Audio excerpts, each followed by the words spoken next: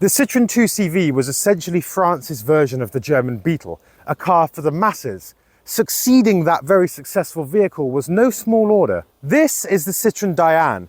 Built in 1967 on the same A-series chassis as the 2CV, it was designed to be a more refined, updated version of the same. This car was to continue the success of the 2CV without scaring away the peasantry.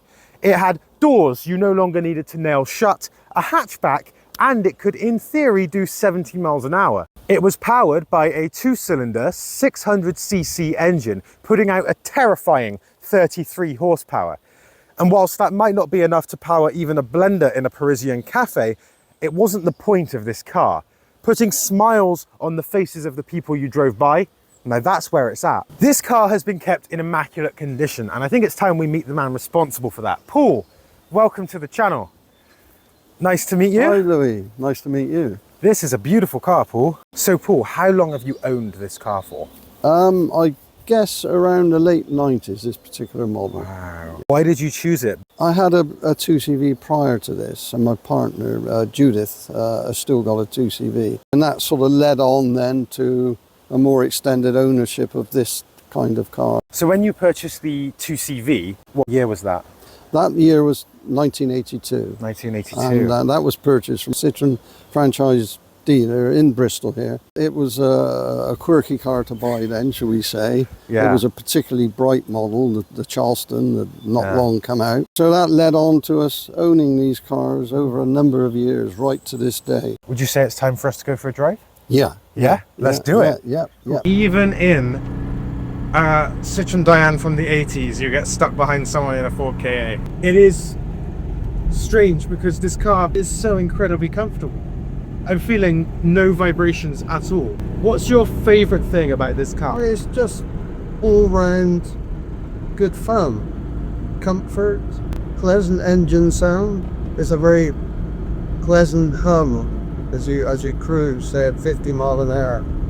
And it's the comfort, of course. The fact that you can drive over speed ramps at any speed is a real bonus. Yeah. In fact, the quicker you drive over them, the less you seem to feel. It's almost as though the wheels decide to flip up and the body stays on the straight line. So they're a bit heavy on steering compared with modern cars. Yeah. Despite the fact that the tires are so narrow. Yeah. I haven't got power steering either, but it's not too much of a problem because I've only got one wheel. So you have a speedo, a mileometer, you have a fuel gauge and a voltmeter. What does this little switch here do? That was an addition, and that's not an original switch. I think I had a reversing light on there, but disconnected. Brake fluid, low light level, warning.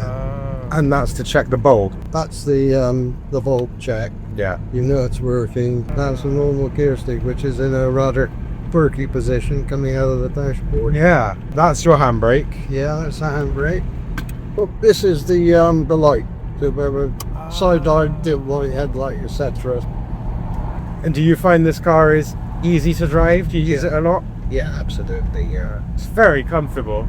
You mentioned that this car is not just a Dyane, it's special, isn't it? Because of the year of release and the paint job? Yeah. This particular Dyane was released in 1982. It was the last year of production of the Citroen Dyane. The Citroen Dyane, as you've said earlier, started in 67. Yeah. Ran through to 82. And this was a celebration model. Every franchise dealer had at least one. I believe it was 250 of them built. Yeah. And what makes them a Côte d'Azur is just purely the paintwork, the blue striping, the Côte d'Azur name on the boot panel at the back, and the fact that it was a limited production in this paint scheme. Do you have any idea how many Côte d'Azurs are left?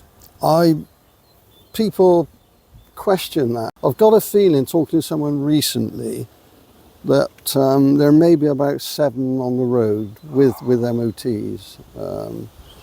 Wow. And this has got to be, I mean, one of the best condition ones that there is. I'd be surprised if anyone had done a better job than you. Yeah, well, there's always the odd absolute perfect example, but I'm not sure. It's so long since I've seen one. Yeah. I've never seen one recently to compare. I wanted to ask you about this. So in the grille, we have this circle thing. What's this for? It's one of those cars that still, even to the end of production, retain the starter handle. Wow. So that's in the back of the car now, the starter handle. I've always kept the electronic ignition in a good enough condition that the car starts, but technically you can start the car using the starter handle. Oh, that's incredible. And then you would basically crank it hard enough to start the engine. Yeah, yeah. Wow. Yeah. Yeah, you're cranking directly onto the crankshaft there. Yeah. That is so cool. Yeah. Oh wow! So you have a big spare wheel under the hood. Yeah. This particular model, the Diane, the spare wheel was placed under the hood, quite conveniently under the hood. Yeah. So that's your horn arrangement. Yeah, that's not the original arrangement. That suggests that people get out of the way if you're on the corner. Yeah. Those are quite loud. And this is a 2-cylinder 600cc. Yep, it's horizontally opposed, so it's very well balanced. The engine's very well balanced. You can rev it to its limit, you know, for sustained periods of time. Another quirk of this particular car, especially in the areas of southern France, the engine being in the front as opposed to the rear, as in the VW Beetle, makes it very convenient for the engine cooling. You have a large fan on the front here, and you've always got plenty enough air to cool that front mounted engine, so they will never overheat. Oh wow, that's more than I can say for my Robin. Yeah, they always said it's the one car that you would never see the bonnet up in southern France in the heat wave. It is beautiful. It's very nuts and bolts. The wings are bolted. A large number of components are actually bolted on. You designed this windscreen thing yourself? Yeah. Yeah, so it just simply clips into the existing roof fixings, fastenings. It's as simple as that. It's so nice. I genuinely thought that was a factory piece when I first saw it. No, it's not. No, it's a one-off. You know. Wow.